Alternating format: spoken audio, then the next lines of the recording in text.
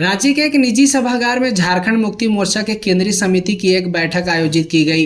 बैठक केंद्रीय अध्यक्ष शिबू सोरेन की अध्यक्षता में हुई। इस बैठक में पार्टी के कार्यकारिणी अध्यक्ष हेमंत सोरेन, पार्टी के सांसद, विधायक और मंत्रीगण के अलावा केंद्रीय समिति के सभी सदस्य ने भाग लिया। यह बैठक पार्टी के राज्य एवं बाहर के राज्यों के विस्तार को लेकर रहा। इस कारण राज्य के सभी जिलों के पार्टी अध्यक्ष सहित पदाधिकारी एवं बाहर के राज्य से आए प्रतिनिधि मंडल भी शामिल रहे। झारखंड मुक्ति मोर्चा अपने पार्टी के विस्तार को लेकर मुख्य रूप से इस बैठक में विस्तृत चर्चा की एवं किस प्रकार से पार्टी का विस्तार राज्य और राज्य के बाहर किया जा सके, इसके बारे में भी गहन विचार विमर्श और चिंतन हुआ। साथ ही आगामी राज्य का चुनाव हो या फिर केंद्रीय स्तर का चुनाव, पार्टी किसी नीति और सिद्धांत के साथ चुनाव में उतरेगी, इसको लेकर भी आपसी राय ली गई और पार्टी के जनाधार को मजबूत किस तरह की जाए, इसकी भी चर्चा की गई। बैठक के बाद केंद्रीय समिति के आयोजित प्रेस वार्ता में कहा कि बूथ स्तर से जिला स्तर तक पार्टी के संगठन को मजबूत करने के लिए पदाधिकारियों की जिम्मेदारी किस प्रकार से हो, इस बिंदु को लेकर गहन विचार विमर्श हुआ। सरकार के द्वारा चलाए जाने वाले जन योजनाओं का किस प्रकार से हमारी पार्टी प्रचार प्रसार करे, इस विषय में भी बात रखी गई। आगामी लोकसभा चुनाव को लेकर जिला स्तर से लेकर बूथ स्तर तक पार्टी का संगठनात्मक मजबूती सुनिश्चित कर अगली इस बैठक में फिर से रखी जाए, ऐसा निर्देश दिया गया। बूथ स्तर से लेकर प्रत्येक बैठक में संगठन को मजबूत करने के बारे में कोशिश की जाए। वहीं विनोद पांडे ने आगामी लोकसभा चुनाव में सीटों के बंटवारे के विषय में कहा कि गठबंधन दल के नेता के साथ बैठकर आने वाले समय में यह तय कर लिया जाएगा कि झारखंड मुक्ति मोर्चा कितने सीटों पर लोकसभा का चुनाव लड़ेगी।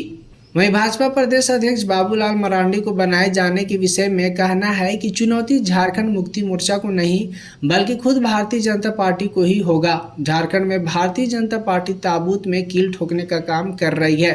केंद्रीय समिति की बैठक थी, माननीय गुरुजी की अध्यक्षता में ये बैठक संपन्न हुई और इस बैठक में संगठन को कैसे मजबूती प्रदान किया जाए, संगठन का और विस्तार कैसे किया जाए,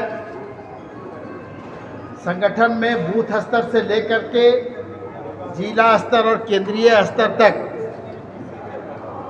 पदाधिकारियों की जिम्मेवारी कैसे सुनिश्चित की जाए, इन सारे विषयों पर चर्चा हुई।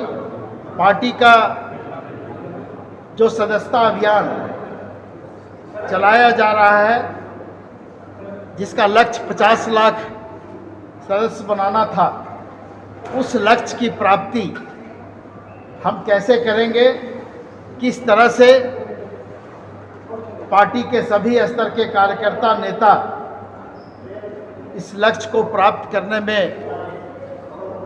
अपनी भूमिका और सहभागिता निभाएंगे। उसके साथ साथ डुमरी विधानसभा का उपचुनाव संपन्न होना है। उस उपचुनाव में पार्टी जिस मजबूती के साथ चुनाव लड़ेगी, उसकी रणनीति क्या होगी, उस रणनीति पर चर्चा हुई और उस रणनीति के तहत बूथ कमेटी से लेकर के पंचायत कमेटी और प्रखंड कमेटी तक का गठन तुरंत सुनिश्चित करने का निर्देश पार्टी अध्यक्ष के द्वारा दिया गया है बोकारो जिला समिति को। उसके साथ ही सरकार के द्वारा जो योजनाएं चलाई जाती है, सरकार के द्वारा जो कार्यक्रम चलाए जाते हैं, उन योजनाओं का, उन कार्यक्रमों का किस तरह से प्रचार प्रसार हम लोग करें, किस तरह से लोगों के दिलों तक, लोगों के घर तक, लोगों के हाथ तक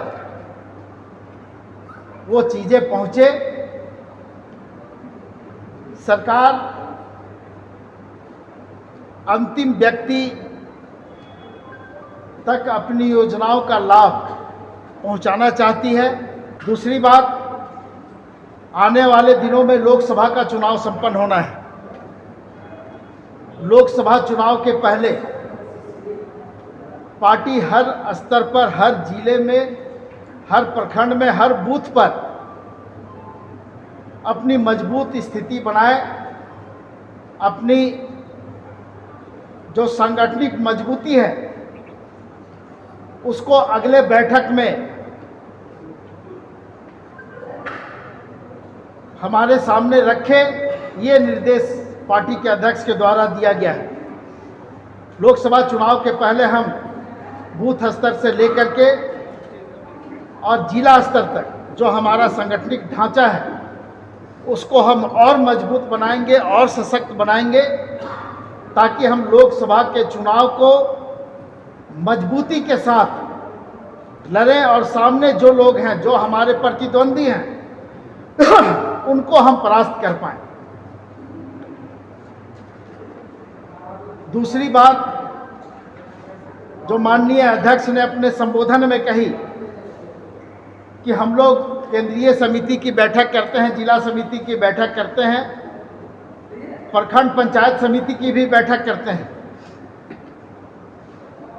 लेकिन सभी स्तर पर जो कार्यकर्ताओं की भागीदारी होनी चाहिए, उस भागीदारी में सब कोई सहभागी बने, सब कोई सहयोग करें और संगठन जब मजबूत रहेगा तो निश्चित रूप से हम आगे जो भी कदम बढ़ाएंगे, जिस मंजिल को हम प्राप्त करना चाहेंगे उसे हम प्राप्त कर सकते हैं। दी गई है पैरेलल एक आदिवासी चेहरा कहा जा सकता है कि बीजेपी ने सामने रखा है, बतौर विरोधी उनके भूमिका की या उसकी भूमिका को किस रूप में आप देखते हैं? नहीं, ये बात स्वाभाविक है कि राजनीतिक रूप से तो विरोधी हम लोग हैं, लेकिन भारतीय जनता पार्टी ने जो निर्णय लिया है, हम समझते हैं कि ये झारखंड में भारतीय जनता पार्टी अपने ताबूत में अंतिम कील ठोक रही है।